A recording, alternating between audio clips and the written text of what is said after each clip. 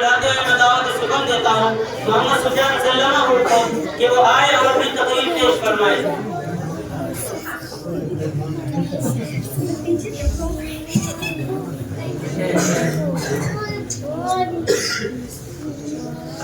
بیٹھیے بیٹھیے بیٹھ جاؤ۔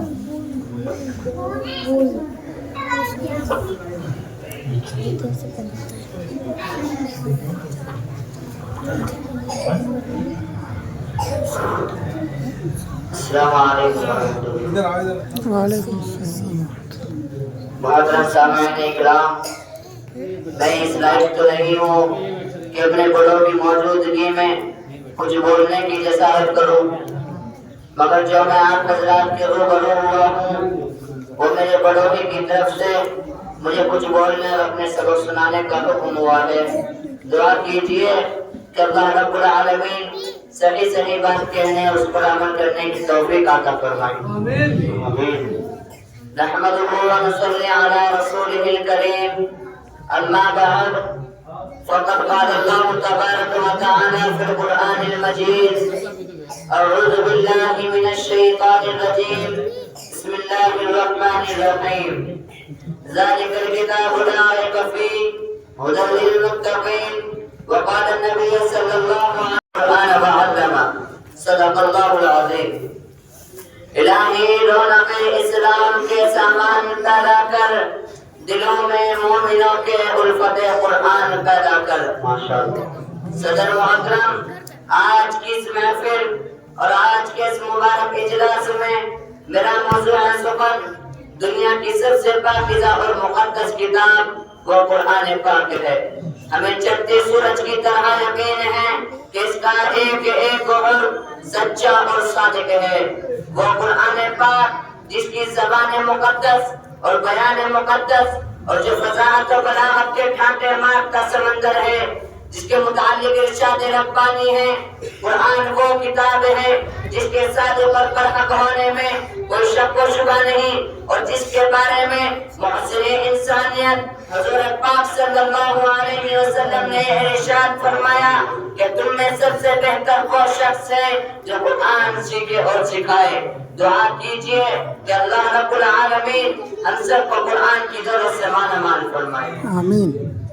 نوجوان دوستو، قرآن پاک رب ذوالجلال کی طرف سے عطا کردہ وہ عظیم تحفہ ہے کہ جس نے 23 برس کے قلیل مدت میں پورے عالم میں وہ انقلاب برپا کر دیا کہ بڑے سے بڑے فصحاء، بلغاء، ادباء اور شعراء حیران و ششدر رہ گئے، جس کی آیتوں کو سن کر پتھر دل موم ہو گئے۔ دوستو، یہی وہ قرآن ہے جس نے رسول کی رسالت کو اعزاز بخشا، یہی وہ قرآن ہے جس نے پشمردہ قلوب کو تازگی بخشی۔ ہاں، یہی وہ قرآن ہے جس کی برکت سے جنات و شیاطین کا آسمانوں پر جانا بند ہوا۔ یہی وہ قرآن ہے جس کی بدولت عمر فاروق رضی اللہ عنہ کو ایمان نصیب ہوا۔ یہی وہ قرآن ہے جس کی حفاظت کا وعدہ وہ خالق کائنات نے فرمایا۔ یہی وہ قرآن ہے جس کی تلاوت میں دلوں کے واسطے فرحت و بشاشت کا سامان ہے۔ یہی وہ قرآن ہے جس نے رسول کی رسالت کو اعزاز بخشا۔ یہی وہ قرآن ہے جس کی برکت سے اس کے چمن میں بہار پیدا ہوئی۔ محترم حضرات، آج کے اس نازک دور میں حفظ کلام پاک کو فنون سمجھا جاتا ہے، اس کے الفاظ رٹنے کو حماقت بتلایا جاتا ہے، کہا جاتا ہے کہ اس کا رٹنا اور بے سمجھے پڑھنا بے سود ہے۔ افسوس افسوس ہمارا یہ خیال کہ جس کے بارے میں شہنشاہ بطحا سرور کائنات خاتم الانبیاء سرور کائنات آپ صلی اللہ علیہ وسلم نے ارشاد فرمایا کہ اقرأ وارتقِ ورتل كما كنت ترتل في الدنيا فإن منزلك عند آخر آية تقرأها۔ الحدیث فرمایا قیامت کے دن حفظ قرآن سے کہا جائے گا کہ قرآن پڑھتا جا اور جنت کے درجوں پر چڑھتا جا اور ٹھہر ٹھہر کر پڑھ جیسے کہ تو دنیا میں ٹھہر ٹھہر کر پڑھتا تھا، اور بس تیرا مقام اور ٹھکانہ وہی ہے جہاں تو آخر آیت پر پہنچے۔ یاد رکھو، یہ قرآن دنیا کی سب سے بڑی نعمت ہے۔ یہ زمین و آسمان، چاند و سورج، ستارے کوئی اس نعمت کا مقابلہ نہیں کر سکتے۔ یہ قرآن رب کائنات کا مقدس اور عظیم کلام ہے، اور کوئی نہ کہ جبکہ اس کے اتارنے والا بھی جس کے ذریعے اتارا گیا وہ بھی امین، جس ذات پر نازل ہوا وہ بھی امین، جس مہینے میں نازل ہوا وہ تمام مہینوں سے افضل، اور جس رات میں نازل ہوا وہ 1000 مہینوں سے بہتر ہے۔ اللہ رب العالمین کا مقدس اور پاکیزہ کلام تمام کلاموں سے افضل اور برتر ہے۔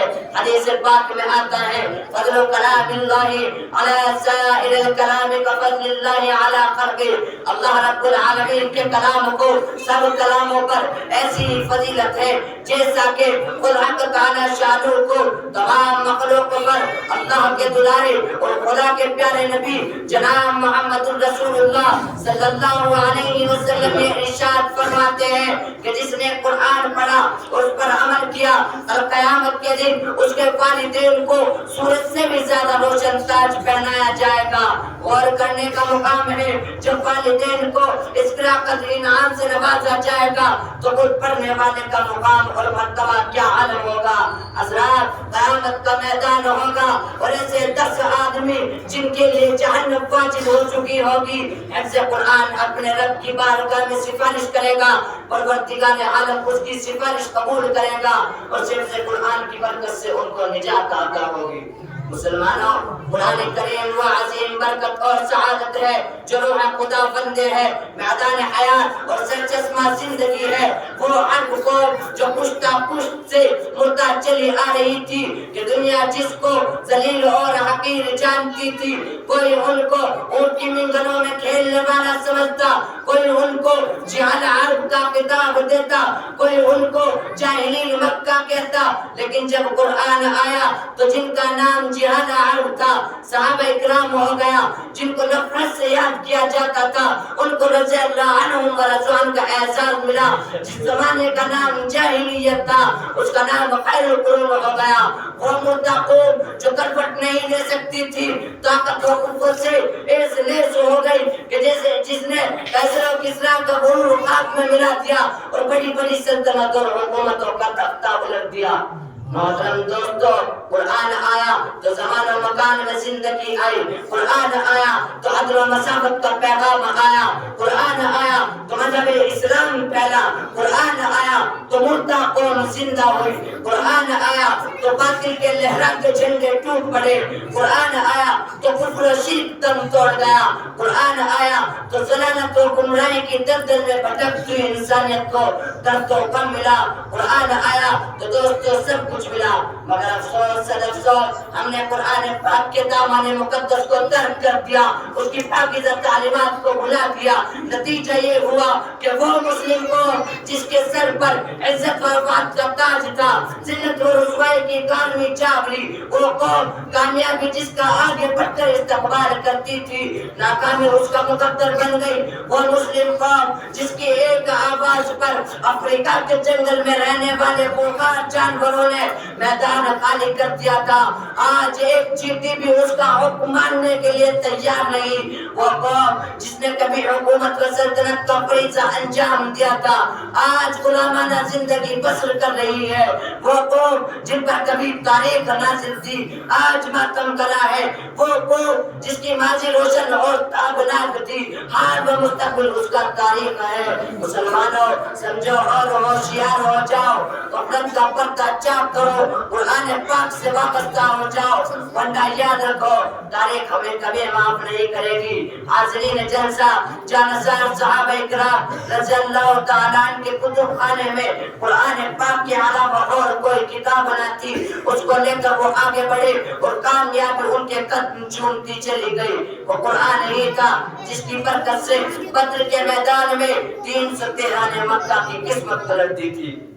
آج ہم کروڑوں میں ہیں مگر دوسری قوم ہم پر سوار ہے، جان ہماری محفوظ نہیں، مال ہمارا محفوظ نہیں، عزت و آبرو سے ہماری کھلواڑ ہے، نہ ہماری مساجد محفوظ ہے نہ ہمارے مدارس محفوظ ہے، ظلم و ستم کی چکی ہمارے لیے گھوم رہی ہے۔ مسلمانوں ایک دور وہ تھا کہ مسلمانوں کا مقابلہ حامان بن فلی سے ہوتا ہے، اس دشمن خدا اور دشمن رسول کے پاس طاقت اور قوت ہے، 60,000 فوج کا لشکر جا رہا ہے، مسلمانوں کی فوج 10,000 ہے، اسلامی فوج کے کمانڈر حضرت خالد بن ولید رضی اللہ تعالی عنہ ہے۔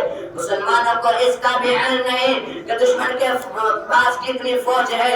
مشہور ہوتا ہے کہ حضرت خالد بن ولید رضی اللہ تعالیٰ عنہ سے کہا جاتا ہے کہ آپ 300 آدمی لے کر جاؤ اور پتہ لگاؤ کہ دشمن کی فوج کہاں ہے, اس کی تعداد کتنی ہے اور اس کے پاس سامان کیا ہے. حضرت خالد بن ولید رضی اللہ تعالیٰ عنہ کی ایمان حیرت جوش میں آئی. فرمایا کہ 300 کی ضرورت نہیں, میرے ساتھ صرف 30 آدمی کافی ہے. صحابہ عرض کرتے ہیں کہ آپ کی قوت ایمان آپ کو مبارک ہو, مگر یہ دنیا دار الاسباب ہے, 30 آدمی کچھ نہیں ہوتے, کم از کم 60 آدمی لے کر جاؤ. چنانچہ اسلامی فوج کا یہ مختصر سا قافلہ آگے بڑھتا ہے اور چند میل کے فاصلے پر معلوم ہوتا ہے کہ وہاں دشمن کا لشکر ہے, اس کی تعداد 60,000 ہے. اسلامی فوج کے کمانڈر حضرت خالد بن ولید رضی اللہ تعالیٰ فرماتے ہیں کہ ادھر منتظر صحابہ اکرام کو اطلاع کی ضرورت نہیں, ان سے مقابلے کے لیے ہم کافی ہے. سب نے ایک زبان ہو کر کے کہا کہ ہم ہیں شوق شہادت. جب شہادت سامنے ہے تو دشمن کی کثرت تعداد سے برباد کیا ہے. دوستو, اسلامی فوج کا مجاہد عالم سب بناتا ہے اور دوسری طرف 60,000 کا لشکر ہے. عمار بن ولی آگے بڑھتا ہے اور کہتا ہے کہ ہم تو سمجھتے تھے مسلمان قوم بڑی سمجھدار ہے, لیکن معلوم ہوتا ہے تم احمق ہو. 60,000 سے لڑنے کے لیے 60 آدمی لے کر آئے ہو.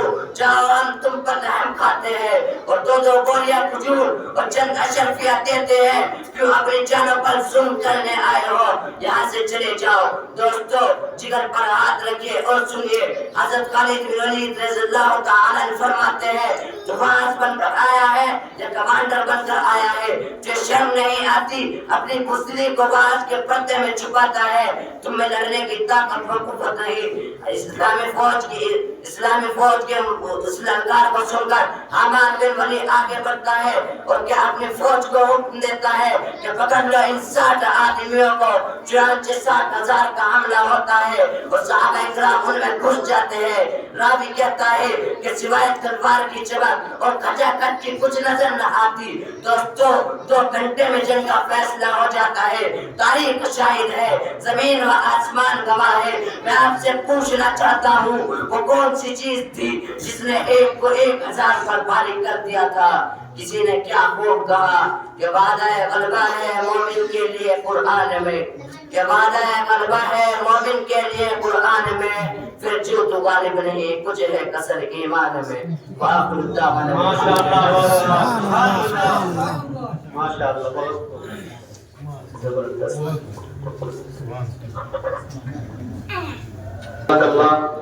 محمد سفیان سلمہ اور بہت ہی خوب انداز میں آپ حضرات کے سامنے